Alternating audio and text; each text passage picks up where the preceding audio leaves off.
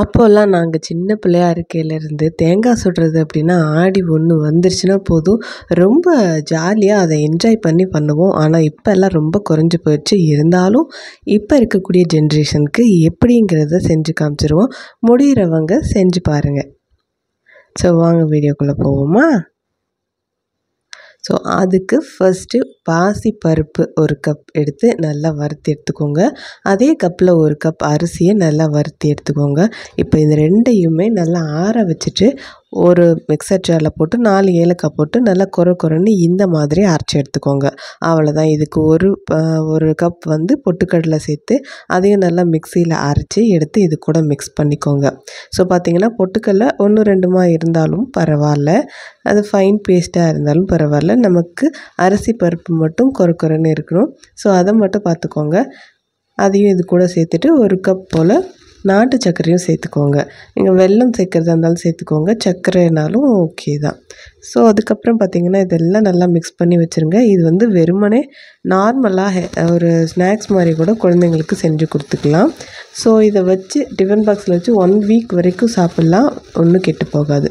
So பூர்ணம் ready ஆகிடுச்சு. இப்போ வந்து குச்சியை வந்து ஒரு இடத்துலேருந்து வாங்கிட்டு வந்து நல்லா செதுக்கி எடுத்து வச்சுருக்காங்க. ஸோ இதுக்கு வந்து இப்போ மஞ்சள் பூசணும். 2 தேங்காய் வாங்கிட்டு வந்திருக்காங்க. அது அந்த ஸ்கின்னெல்லாம் நல்லா உரசிட்டு நல்லா மஞ்சள் பூசி பொட்டு வச்சு நல்லா அழகாக எடுத்து காமிக்கிற பாருங்கள். அந்த மாதிரி எடுத்துகிட்டு வந்துக்கணும்.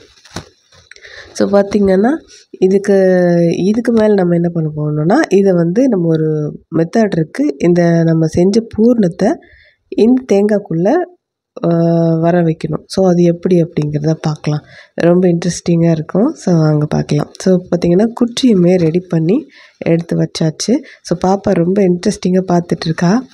ஸோ இந்த தேங்காயில் பார்த்திங்கன்னா 3 கன்று இருக்கும் இல்லையா, அதில் 1 கன்று வந்து நல்லா க்ளீன் பண்ணி நல்லா எடுத்துடணும். ஸோ ஹோல் இருக்க மாதிரி க்ளீன் பண்ணி எடுத்துக்கோங்க. ஸோ எடுத்துக்கிட்டு நம்ம ரெடி பண்ணி வச்சோம் இல்லையா ஒரு பூர்ணம், அதாவது அரிசி பருப்பு அந்த கலவை ரெடி பண்ணி வச்சுருக்கோம் இல்லையா, அந்த கலவையை வந்து இந்த கேப் வழியாக உள்ளே இன்சர்ட் பண்ணணும். ஸோ இதில் ஆல்ரெடி இருக்க தண்ணியை வந்து ஒரு டம்ளரில் ஃபில்ட்ரு பண்ணி எடுத்துருங்க. எடுத்துகிட்டு இந்த பவுடரை போட்டு ஃபில் பண்ணிக்கோங்க. அப்பப்போ கொஞ்சம் அப்படியே அடைக்கிற மாதிரி இருந்ததுன்னா இந்த பணியாரம் எடுக்கிறோம் இல்லையா, அந்த குச்சி வச்சு குத்திட்டு அதில் கொஞ்சம் நம்ம அந்த தேங்காய் தண்ணி எடுத்து வச்சுருக்கோம் இல்லையா, அதை வந்து ஊற்றி ஃபில் பண்ணிக்கோங்க. தண்ணி நான் வந்து இதில் அதிகமாக ஊற்றிட்டேன்னு நினைக்கிறேன். ஸோ நீங்கள் ஊற்றும்போது தண்ணி வந்து கொஞ்சம் குறைவாக ஊற்றிக்கோங்க. ஏன்னா அது வெந்ததுக்கப்புறம் பார்க்கையில கொஞ்சம் லிக்விட் மாதிரி வருது. ஆனால் டேஸ்ட்டு வந்து ஒன்றும் சொல்ல முடியாது.